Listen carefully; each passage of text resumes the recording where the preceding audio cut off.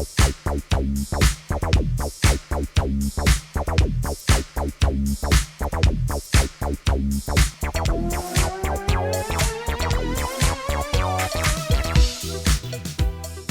up, beautiful people? It is your hunger man Shameless, all up in your building, and I am serving you hair videos, 7 days of hair, and today is how to make a wig for beginners. I have so many wigs, but I've never made one, and I've been watching all types of videos on YouTube on how to make a wig, and I just never see enough detail. So I hit up my homegirl, Makiba. Here she is. Look at all this. So I was watching her collab with Ari. Ari like turned a look. You turned her out. Yeah, actually. we turned her into like femme, ultimate femme. Yeah, so I was like, I want my turn. I want to play. So she's gonna teach us how to make all of this. Yes. From the beginning, like scratch. If you've never made a wig, this is for you today. So, Me. you. Let's do this. The first thing you're going to need when you're making your first wig is bundles of hair. I am using 3.5 bundles of hair that Makiba actually sells. And this hair is Eurasian and it's really natural, it's curly, it looks like my hair when I used to have long flowy hair. And they measure in length from 24 inches, 22, and 20 inches. Next, you're going to need a closure. Now, a closure is basically a patch of hair that mimics your hair that lies on the top of your head right by your forehead. And a closure basically closes the wig off. Now, when you buy closures, they have little tiny knots right where the lace is, and that's how the hair is secured onto the lace. You knot it up. But when you are making wigs and you pay attention to detail, you don't like those knots because it's obvious that it's not real. So a lot of hairstylists will bleach these knots so the hair blends more seamlessly with your scalp. So that's what Makiba is doing right here. She's actually gonna bleach the knots. And when it comes to bleach, you gotta know what you're doing. And for the measurements, we'll put that in the info box, but she's basically taking a bleaching formula and making sure that the consistency is thick and creamy. If it gets too liquidy and watery, it can bleed and spill on areas that you don't wanna bleach. So she's just trying to bleach the knots, not the hair shaft, just the knots. So you see how thick that consistency is? And she's just spreading that onto the lace closure, which is going to bleach the knots. And then she's gonna go ahead and wash it out. And she's being very delicate with this. A lot of people like to scrub, but she likes to squeeze. And she's washing with Shimmer Lights, which is a toner, which gets rid of the brassiness and the yellow tones from the hair. And conditioning with some awesome Moroccan oil conditioner. And I will say this much, Makiba's hair smells so good, and it's because of what she uses to wash it. Now you're gonna need a dome cap, and we're using this one. So you measure my head. It's pretty simple. So many people ask all the time, like, how do I measure my head? I don't know, but I'm like, it's really easy. All right, yeah, so you're like 22. 22. Mm-hmm. So that's like an average head size. Yeah, and then you're about like 13 back. Those are the most important measurements, really. So you understand like how deep you're going and how wide you need it to be around the mannequin head. So like, there's heads that are 22. That kind of makes your life easier. So why do you have to know from here to here? So this is depth, because there's some people who have a 22 head, but then their heads are like more. Their heads project a little bit more. They're like aliens. A little bit more, you know. So you want to give some room, but that's why I like using like caps like these. Stretch, yeah. With lots of stretch. So there's like 2 of these that I like. This one has like the mesh. Okay. Ooh, So that's nice. this has got like even more stretch to it. Which one is better? Preference. It's all preference. If you have a really big head, I would say that this one isn't the best, unless you can find this in an extra large. Yeah, it doesn't really stretch. So this one stretches. This one has a lot of stretch, so it's also very forgiving if you're starting out. You need a head to work on. There's like styrofoam heads, there's these kind of blocks that are good to work on that you can get in your size, because there's like different sizes. Most importantly, you need a stand. Like, it doesn't have to be a professional stand like this, but they have ones that are on tabletop stands that you can hook on here and then you can work on it. That's actually a good idea. Yeah, because trying to do this in your lap, Yeah. like this, thing is not working. Do you cut the elastic on this or no?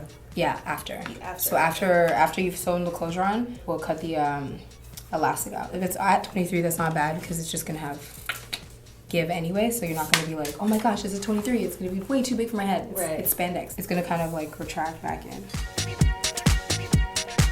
I like to position the closure kind of like over this part where the two lines kind of meet. I like to like place the closure around this area. And so I'll use like these wig pins and I'll just hold down the side that I'm not sewing on at the moment. And then I'm gonna start sewing on this side. And you line it up to the black. The lace and the thing? This part? Yeah. Yeah, you're gonna go straight to the edge. And before you start sewing, you need to prep your needles. Now, Makiba is using a curved needle and nylon thread. And the nylon thread is actually really good. It repels water and it doesn't get caught like cotton thread does. So you definitely want to prep that. And she has 10 needles good to go. And the length of the thread is the length of her arm. So when you run out, you just pull from your batch.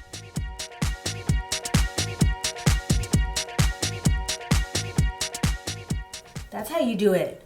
Mm-hmm. So what's the technique here? You're basically going through this hole. Going through what hole? This string, this thread that you have, you're pushing it over so that you'll have a loop happening. So instead, like if you're just normally sewing, you're kind of just like going in. Yeah. Right? And it's the thread is almost behind you. Yeah. Whereas this, you're like going in between it. Oh. So you're like, that's why I always have this hand kind of pulling it that way, because that allows me to make a loop. So you see, it's going through and it's gonna make a loop. So you end up with a loop and a line. So basically when you sew one side down, you don't wanna just go all the way around. You wanna like do one side first and then move on to the other side. That way you'll get like an even distribution of the closure at the top. Because if not, you can sometimes get bunching. If you just try to like, let me just keep sewing around and then you get back and you're stop like, in the middle? And yeah, so I stop and then now I go back to the other side. And I'll sew on this side and then meet in the middle. Oh, I see. And I usually do distance of my arm span. As I'm sewing, I'm just going like this. It gets shorter and shorter. But if it's super long, you're gonna be like, you're getting messy, like you're trying to like, you know, and if it's too short, you're like redoing needles every moment. But that one arm span is like the perfect distance and you'll get so much faster at sewing. So basically you're lining up that little straight hairline with your cap. Stick your needle through. When you stick it through, you're actually gonna split the thread and put that first thread through the needle. And that is like your first anchor. After that, you're gonna do the pattern that I was talking about before, where you're going through.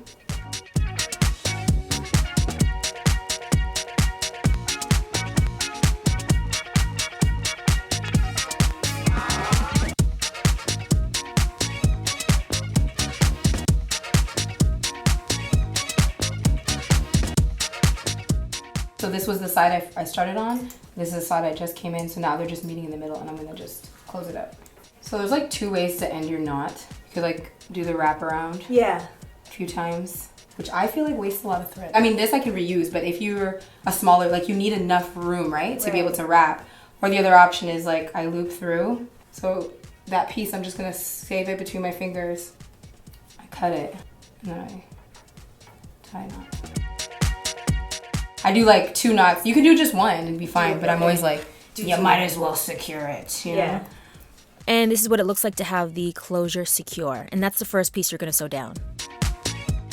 Now we're gonna flip her around. Upside down? Mm-hmm. Inside out? Inside out, upside down, round and round, honey. We're gonna put some little pieces along the sides. Okay. That are gonna kind of be from the inside, that if you ever want, like, kind of when the wind blows, you have like some pieces that are there. So I usually like to make those pieces like 4 inches roughly. So for these pieces, you can just measure 4 inches roughly. So now we've got these little pieces here. And these are gonna go like at the front. And you went through the loop. Through the loop. Did you go through the loop there too? I'm doing the same thing. Same thing. This one, or like the. So you go around? What do you call that? Around the needle? There's a name for this, and I want to say it's bed or something. There's a name for the actual technique, and I don't know. I can't remember now. That's fine. What it's called, but yeah, something bed or sleeping, something sleeping. All right, and the other side.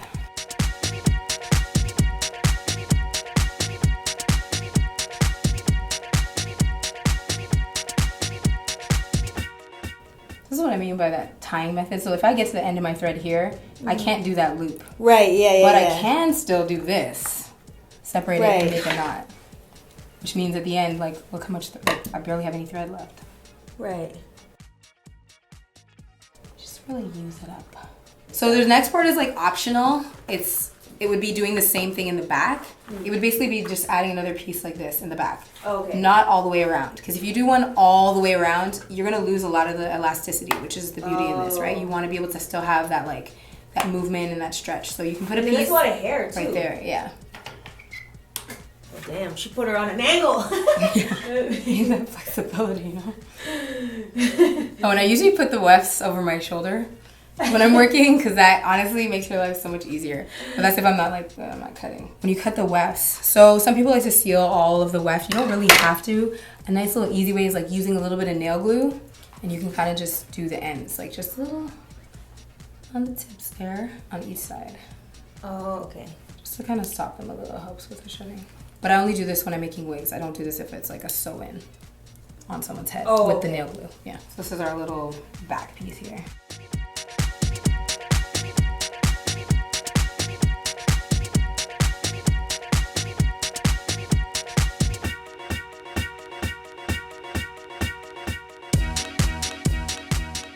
Hand position is also, I feel like, very important, because it helps you just like be more efficient. Because a lot of people will be going like this, right, trying to like pull the thread through, but it's like one hand should be for the wefts and one hand is like for sewing kind of thing. Right.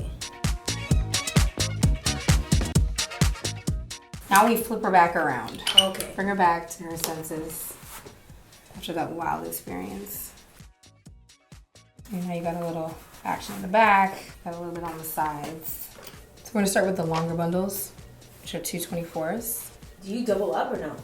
We will for this. And when I said doubling up, that basically means taking the weft of hair and folding it over itself. So instead of having a single track of hair, we're gonna double up and make that really thick and sew 2 tracks down at the same time. I'm only gonna probably double the first bundle. So the back we'll part. keep it, yeah. Oh yeah, and how do you know where to start on the wig cap? This is the nape of the neck of the cap. Uh-huh. So you're kind of just going from here to here. Okay. It's not life or death though. Like if you were to go wider, it's okay. Like you're just gonna, as you're going, you're kind of flowing with the curvature of the head. Okay. As you kind of go up.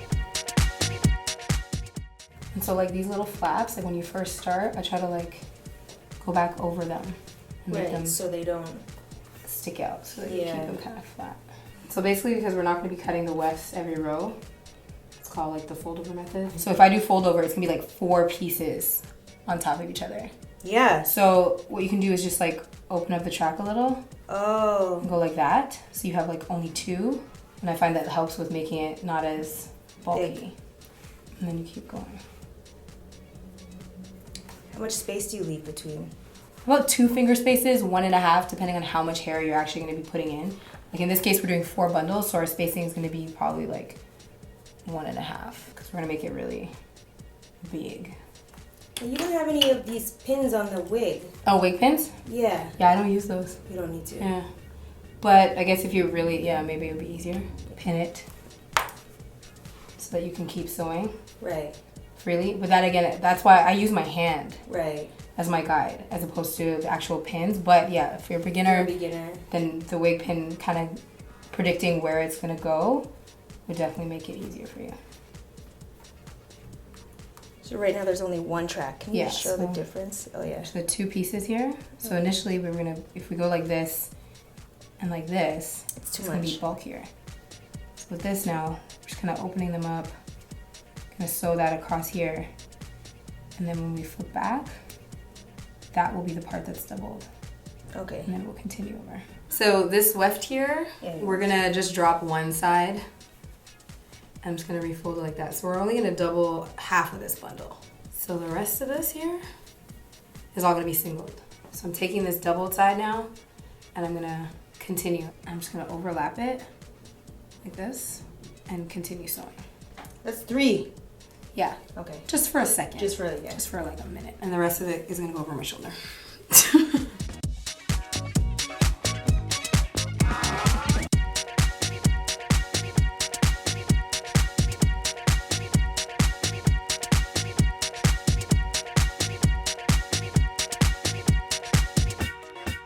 If you ever get a loop like that, like here, randomly, and you're like, I don't know what that's from. It's gonna Pull be one of them, Yeah, right? pull Yeah. one of them. It's gonna be one of those.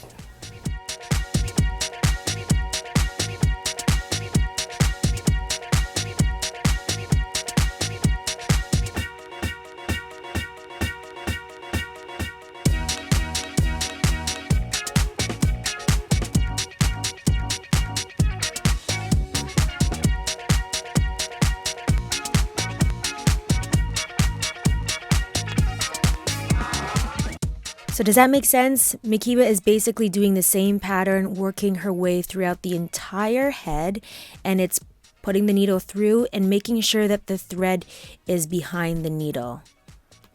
And she just keeps working away. And this actually this is what's time consuming. It's kind of like knitting.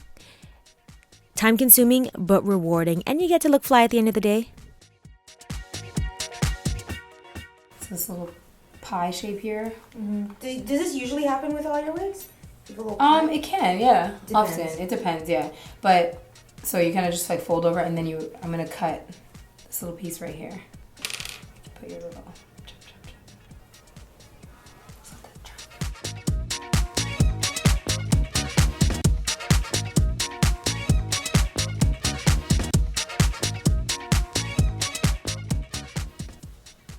And fill it in. Yeah, just fill it. So you sew it into the like top, right up the to lace? yeah. It can be right into the lace or it can be like just right below it. So are you sewing into? I'm sewing into it.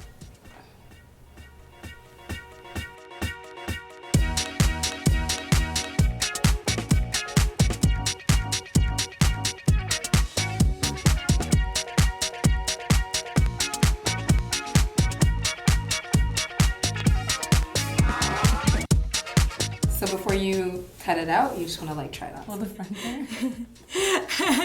She's back!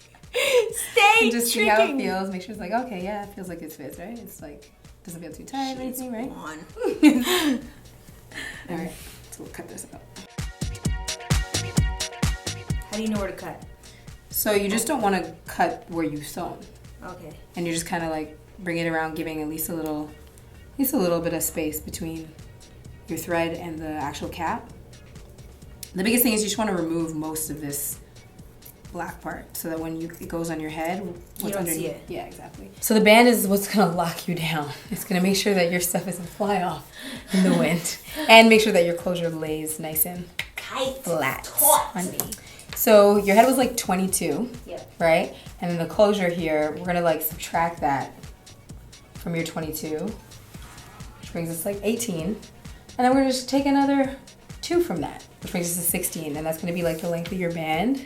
Okay. That's going to go inside. So I take away that 2 inches just so that you actually have some stretch. Because if not, and we just did 18, it would just be your head size. Right. And it does loosen up anyways over time. So we're going to make it 16 inches. So we're using an elastic band that is 1.5 inches in diameter. And you're just going to put it like right around here.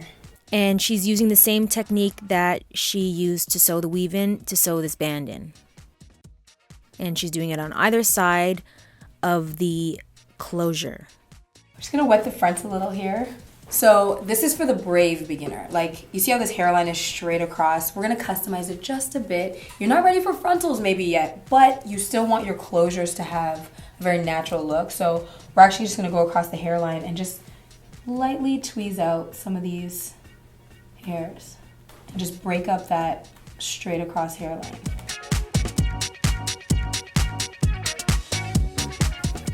See how much hair comes out? Yeah, because that's what you tweezed out. Yeah, but it's like you almost feel like you're not doing much, but you really are. Like, there's so much density in the front of that hairline. So now you don't just have this like straight across line. You have something that's just a little bit softer, just to kind of break it up and just look a little bit more natural on you. Be gentle. Don't just like dig into it. Try to go lightly. And like, because this is also not mandatory, like I said, this is for the person that wants to take it to the next level. Like, don't feel pressure like you can't do this if you don't do this, you know? And try not to stay in the same spot too many times, because then you're just gonna create patches. But it's all definitely an eyeball thing. Like, there's no exact formula. It's much easier to tweeze when the hair is wet, not when it's when it's dry. It's just like way harder. So you see the difference? It's like a little more broken up, not as like straight across. Yeah. Okay, let's do some cutting. We're gonna braid her up. Give the wig a little grip, a little something to stick onto. This was from my finger wave. Click here to watch. Since I part my hair on this side, Makiba's gonna go ahead and add braids to secure the weave in and just get it super natural looking. So you need to cornroll your entire head. Or not, you can use a wig cap, but that's what she's doing. You know what my challenge is? Wearing a wig out, like In life. yeah. Like I can wear it to a club or an event that's like whatever. But But to like day-to-day? front and like act like, oh yeah, I'm cute. You would feel weird. I do, so I want to try to challenge myself to like, Just go through a day. yeah, and be like, whatever. Is it that you feel like self-conscious about it, or you feel like it's too much? Like, what is it that makes you not want to do it? I feel self-conscious about it. Yeah, like don't look at my lace. Don't look at it. But the thing is, I don't even know because I've never even done it. But when I see girls doing it, I'm like, wow, that looks so good. I think it's too with the braids. I always feel like the grip is better. Like the wig stays better than like a cap, you know? Oh, The okay. cap slides, it's like friction, and like the caps dry out your hair too, so they're not really the best thing to use. Like I don't really use those unless like I have to. Like I was filming a video, my hair was already like pulled out for another video, so I was like, okay, fine, whatever, I'll wear a cap really quickly. But to walk around with the cap, I'm like, nah, there's so much movement. All right, so you usually have your band here, frontal to forehead, like this, and then you put your band behind.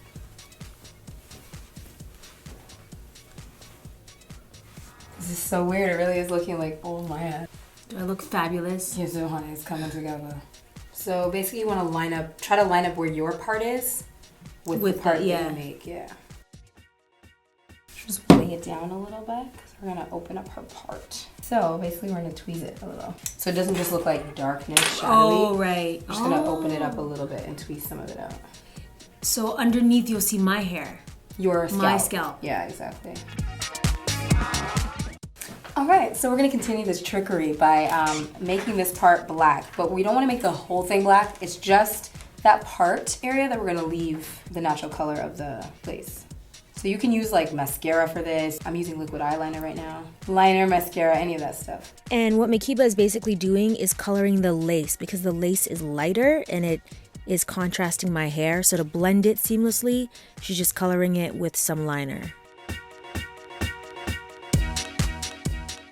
And then she's spraying my hair with some leave-in conditioner and blow drying it on the root just to get it laid, you know, so the volume is on the bottom and it's more flat on top. She's just doing a little spritz to give the curls some shape. And then diffusing it with a diffuser. Basically just fiddling and styling.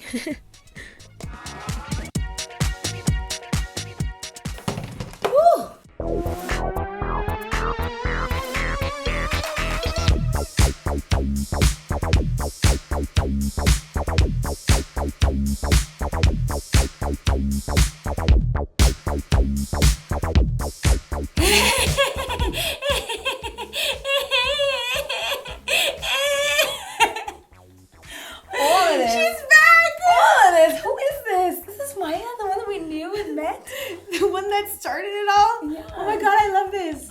You laid her. And you made her. So you guys, make sure you check out Makiba's channel. All the info on the hair in the info box. You can buy the bundles from her. And I'll list all the products that we used. Yes. Oh my god, thank you. So what's your YouTube channel? Why not Keeb? Click here on her face. Info box. Yay.